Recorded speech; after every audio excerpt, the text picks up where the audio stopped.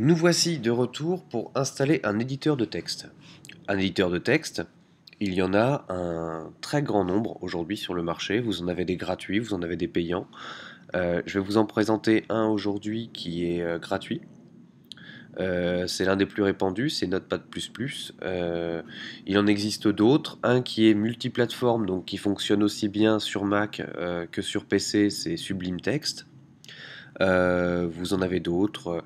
Vous avez Tincta, il y en a vraiment un paquet. C'est très personnel. Ça dépend vraiment de vous, ce que vous aimez. Aujourd'hui, Sublime Text, qui est un de ceux que j'utilise moi personnellement, fonctionne très bien. Ce qui va nous intéresser dans un éditeur de texte, c'est plusieurs choses. Primo, un éditeur de texte, dans un premier temps, sert à nettoyer le texte.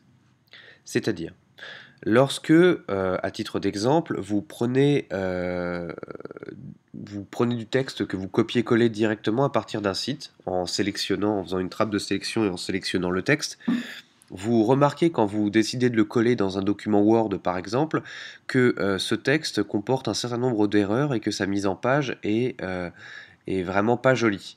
C'est normal, c'est parce que vous venez, sans vous en rendre compte, d'embarquer avec le copier-coller un certain nombre d'informations qui n'étaient pas visibles.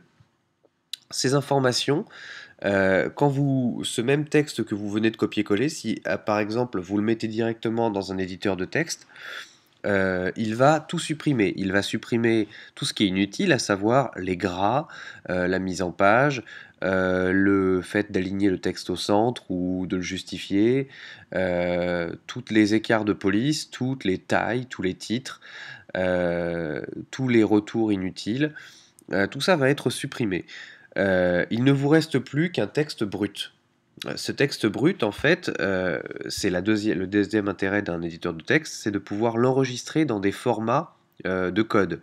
Justement, le format HTML, le format CSS, le format PHP, JavaScript, etc. Et du coup, le troisième avantage de cet éditeur de texte, c'est ce qu'on appelle la colorisation syntaxique.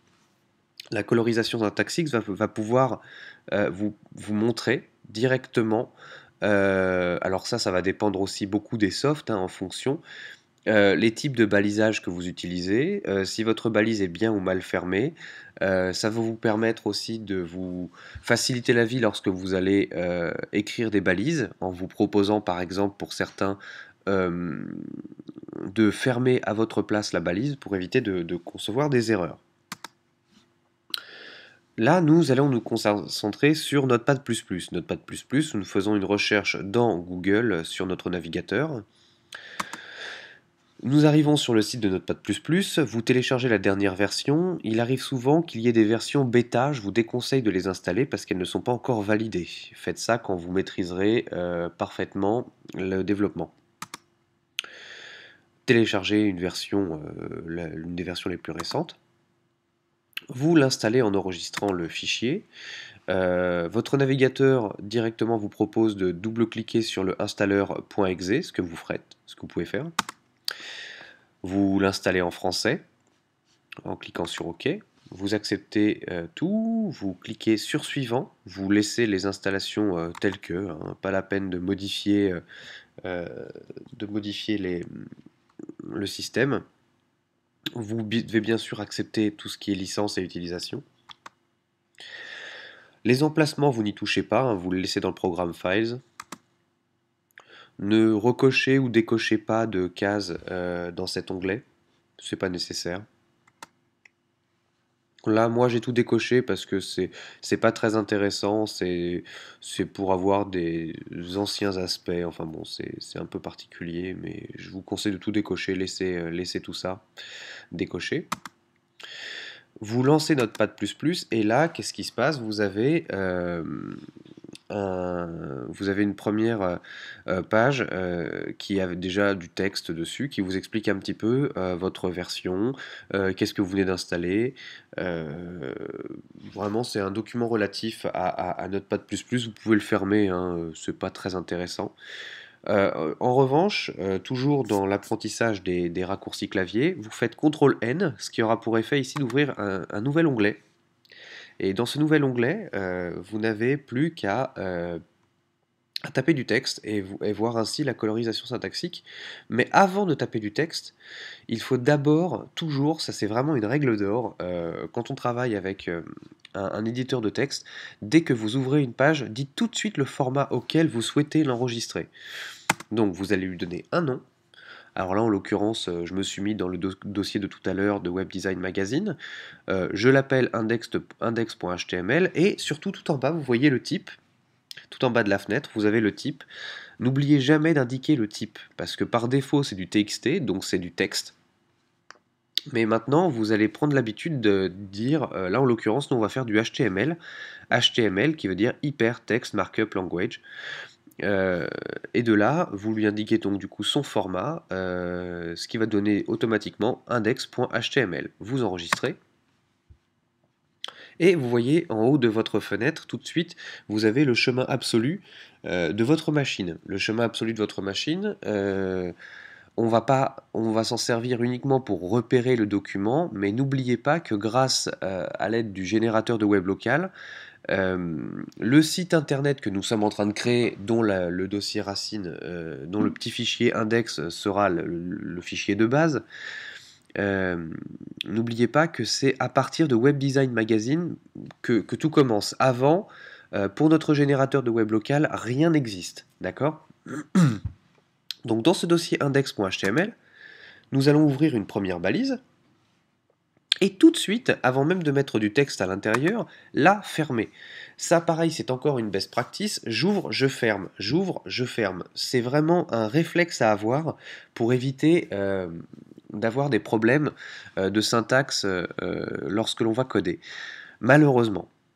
Malheureusement, aujourd'hui, si vous oubliez de fermer une balise et que vous mettez simplement par exemple un titre de niveau 1 et le texte derrière, les navigateurs sont devenus tellement performants qu'ils ne vont pas vous le compter comme une erreur et ils vont vous afficher quand même votre contenu.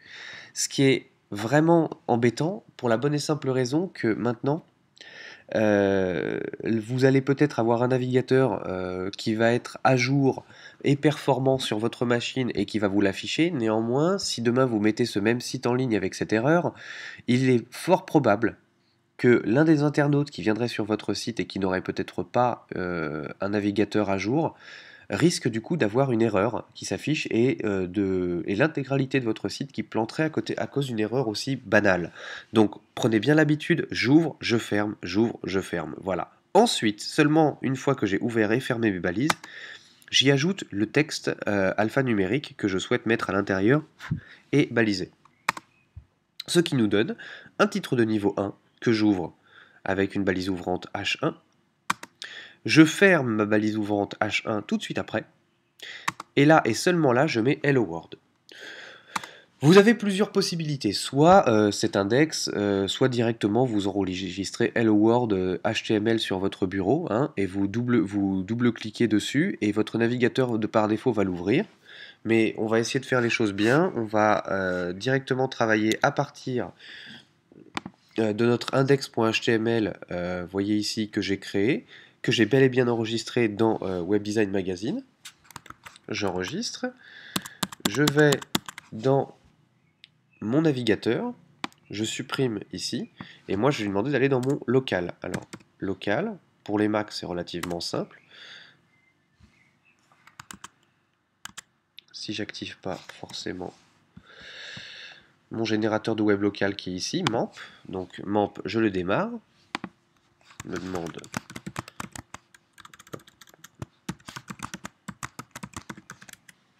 ah, raté. Tac, donc ça y est, je viens de démarrer mon web local.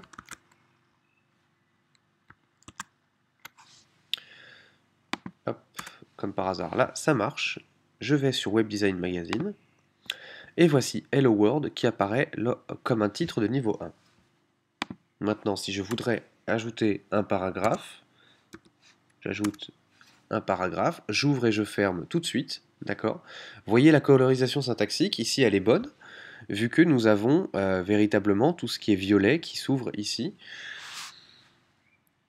Voici un texte de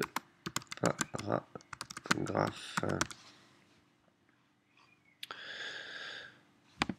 J'enregistre, je reviens ici, je vous rappelle que c'est très important de connaître les raccourcis clavier. Là, je vais faire CTRL-R, et voilà. CTRL-R permet de rafraîchir, et là, tout de suite, voici un texte de paragraphe, peu importe. Alors, comme je vous le disais, là, si on a quelque chose qui est mal balisé, il va se passer, je vais essayer de volontairement faire une erreur. Vous voyez, là, par exemple, je viens de mal finaliser ma balise, et regardez, la colorisation syntaxique ici n'est pas bonne. On voit qu'ici elle commence bien, mais elle termine mal. Je vais essayer d'écrire H1 ici. Ah, bah là il me le signale pas comme une erreur. Vous voyez, donc vraiment prenez bien l'habitude de faire hyper attention, de bien baliser avant même d'écrire votre texte. Voilà, merci beaucoup de votre attention.